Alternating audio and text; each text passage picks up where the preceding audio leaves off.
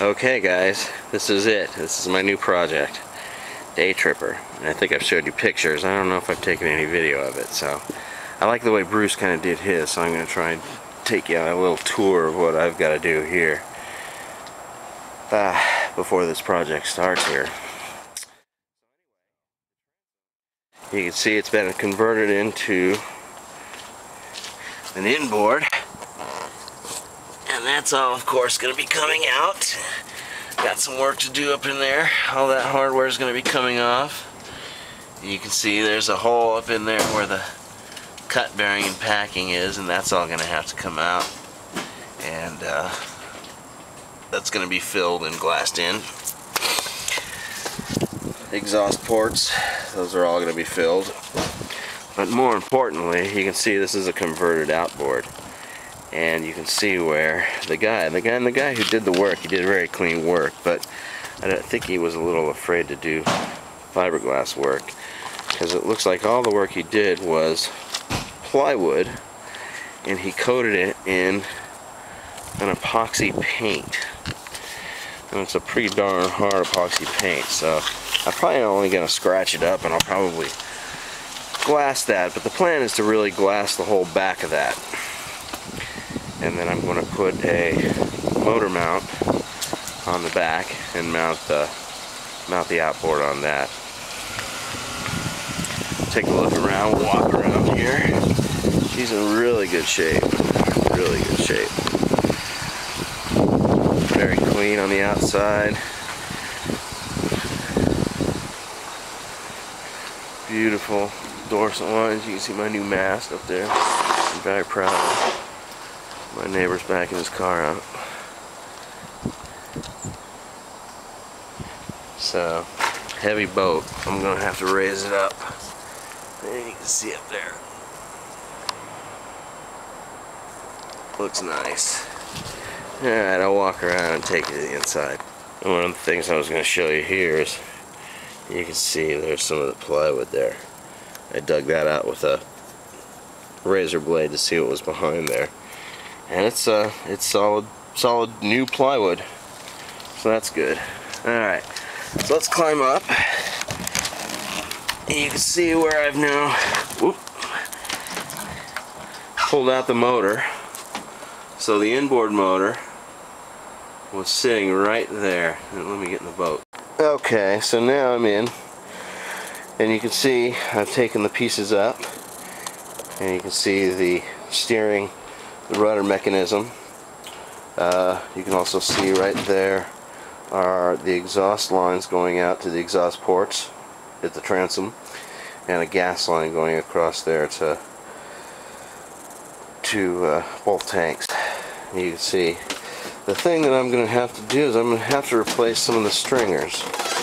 Now, see if we can get a long look at it.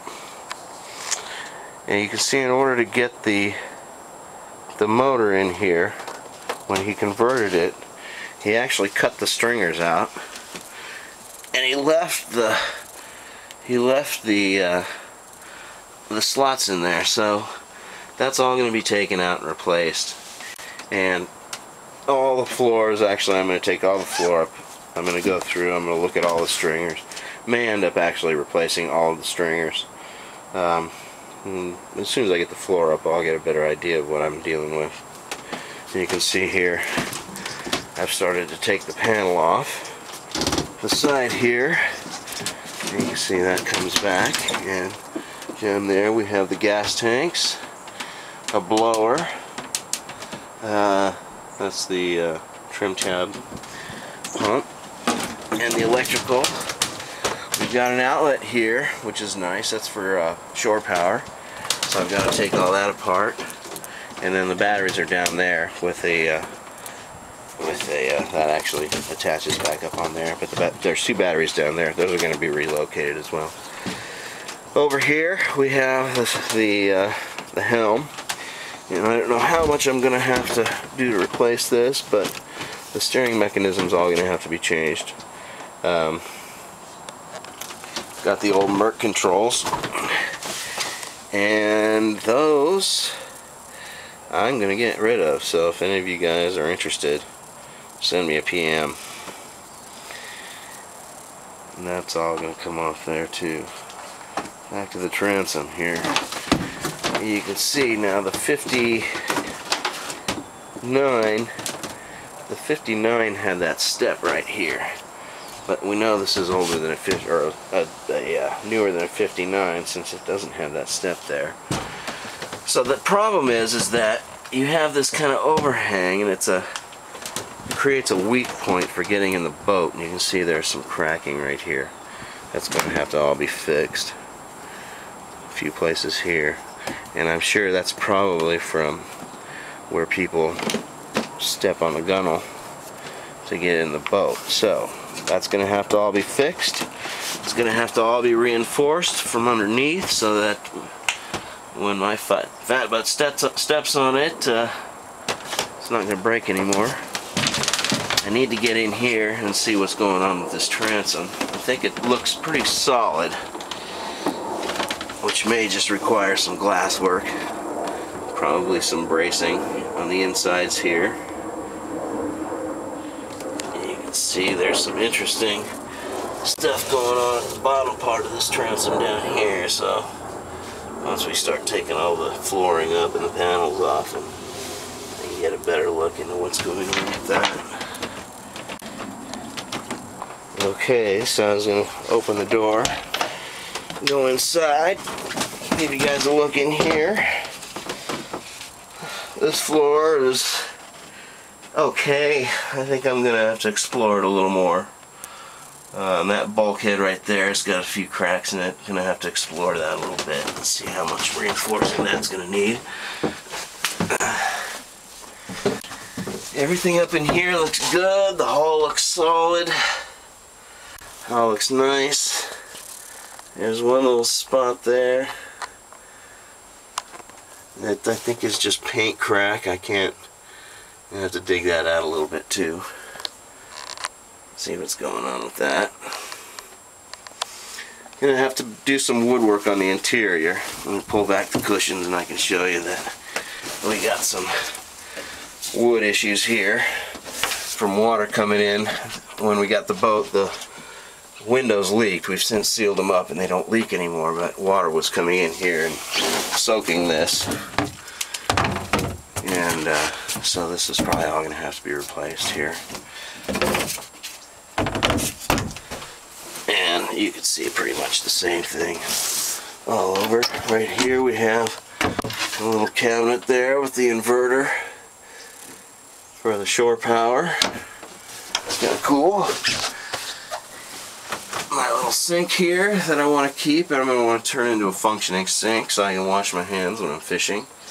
I'm going to put some kind of fresh water tank, either a bladder underneath the front here, or some kind of tank and drain system underneath here. Close the door. You can see we got the back of we got this sweet little cabinet that they built here. I don't know if this is stock. It's kind of cool though. Let's see. A little shelf unit there. Just kind of nice. But the cool thing is that if you close it up and you undo the strap latch over here, it actually all opens up and exposes the back behind the helm. So that's a pretty convenient feature. I like that. Toilet, of course, here. Everything else looks pretty solid. Looks pretty good. Alright, so we're coming back out now, and you can see these brackets that he custom made to hold the motor in place. And now we're looking down back towards the transom. And you can see where the prop shaft is.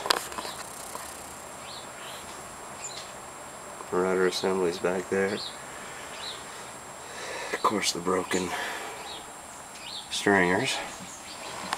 And one other thing I wanted to point out is the bulkhead. And this is kind of a main bulkhead I noticed here. And you can see there's some cracking there. And that's going to need to all be fixed. strengthened, probably replaced. Alright, that's that. A lot of work. Should be fun.